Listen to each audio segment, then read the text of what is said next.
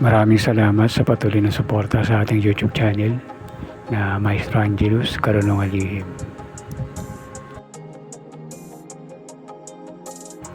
Paano nga ba sinasagawa ang proseso ng pagkukulam gamit ang itim na mahika?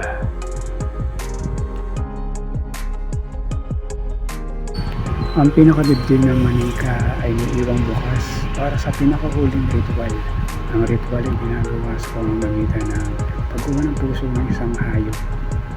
At ito ang inilalagay para maging puso ng manika.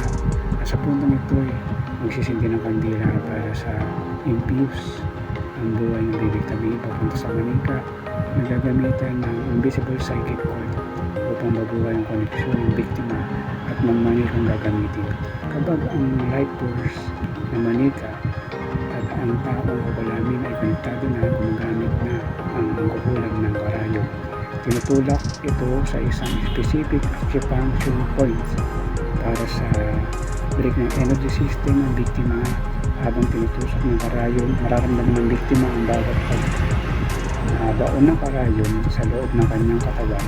Ang biktima na kahit ilang libong milyo ang layo ay makakaranas ng sunod-sunod na atake, lalo na kung ang biktima ay napakain na painom ng pagkain o patay na hayop na ginamit. Maraming salamat sa patuloy na suporta sa ating YouTube channel. Kung di ka pa nakasubscribe sa ating YouTube channel, pa-click yung subscribe button sa baba at paki-on yung notification bell para updated ka sa ating mga bagong video. Kung hindi mo pa napapanood yung ibang video natin, panoorin nyo na lang para marami kayong matutunan dito sa Karunungan Lihim. Ako nga pala si Maestro Angelus na Karunungan Lihim.